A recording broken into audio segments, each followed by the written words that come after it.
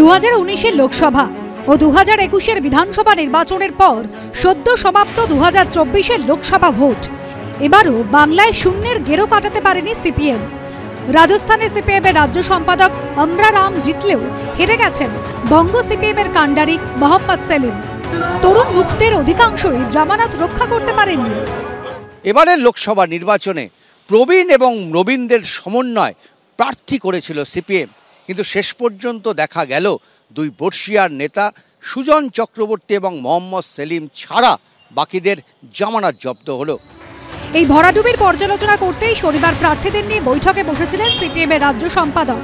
আর সেখানে উঠে এলো একাধিক গুরুতর অভিযোগ, যে তালিকায় রয়েছে তলায় তলায় তৃণমূলের সঙ্গে সম্পর্ক রেখে চলা, দেরি করে প্রার্থী নির্বাচন এবং প্রচারে নামা, বুথ স্তরে সাংগঠনিক দুর্বলতা, নির্বাচন প্রক্রিয়ায় ছাত্র যুবদের উপস্থিতি কম থাকার মতো অভিযোগ।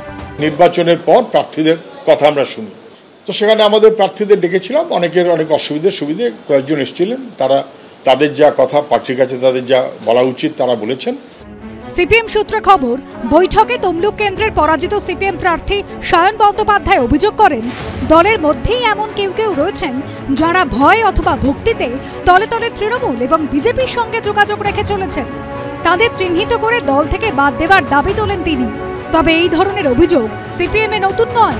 সাম্প্রতিককালে দুর্গাপুরের জেলা সম্পাদক মণ্ডলীর সদস্য পঙ্কজ রায়চৌধুরীকে একই অভিযোগে দল থেকে বহিষ্কার করা হয়। তার কয়েকদিন পরেই তৃণমূলে যোগ দেন তিনি। এদিনের বৈঠকে বর্ধমান দুর্গাপুরের প্রার্থী সুকৃতি ঘোষাল বলেন, প্রথম থেকেই ছাত্র যুবদের সামনে এনে প্রচারের অভিমুখ ঠিক করা উচিত ছিল। সেক্ষেত্রে মানুষের কাছে পৌঁছানো আরও সহজ হতো। এছাড়াও বুথ স্তরে সংগঠন না থাকার অভিযোগও তুলেছেন কেউ। সংগঠন আরও মজবুত না করলে শুধুমাত্র 2 মাসের প্রচার দিয়ে যে নির্বাচনে জেতা যাবে না, সে কথাও এদিন স্পষ্ট করে দিয়েছেন কেউ।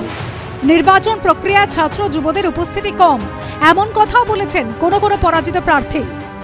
তাদের কিছু যা তারা পেয়েছেন, মানুষের রিয়াকশন, সেন্টিমেন্ট, সেগুলো তারা বলেছেন। তাতে তারা খুব আশাও করেছেন, মানুষ খুব ভরসা করেছে। তাদের মূল কথাটা হচ্ছে মানুষ আমাদের দল এবং প্রার্থীদের খুব পছন্দ করেছে। আমাদের নিজেদের তাদের আত্মসমালোচনা তারা নিজেরাও করেছেন।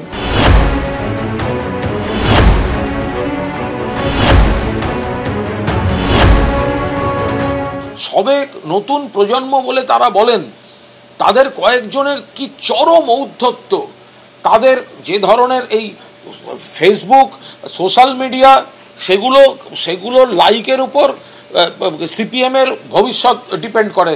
যারা লাইক দেয় সার্কাস দেখে, তারা ভোটটাও দেয় না সিপিএমকে। সিপিএমের হোল টাইমারদের এখন অনেকের কাজ হয়েছে বড় বড় পোস্ট করে ইউটিউব আর ফেসবুক থেকে ইনকাম করা। মতাদর্শগতভাবে এবং অতীতের অভিজ্ঞতার কারণেই মানুষ সিপিআইএমকে প্রত্যাখ্যান করেছে। এটা দায় শুধু যুব সম্প্রদায়ের ওপরে বা কিছু ওই আগুন পাখির ওপরে চাপিয়ে দিয়ে কোনো লাভ নেই। এদিনের বৈঠকে থাকলেও কোনো মন্তব্য করেননি যাদবপুরে পরাজিত সিপিএম প্রার্থী সৃজন ভট্টাচার্য। আর অন্যদিকে দিল্লিতে থাকা এদিনের বৈঠকে উপস্থিত হতে পারেননি শ্রীরামপুরের সিপিএম প্রার্থী দীপশিতা ধর। উজ্জ্বল মুখোপাধ্যায়, পার্থপ্রতিম ঘোষ ও সৌমিত্র রায় রিপোর্ট, এবিপি আনন্দ।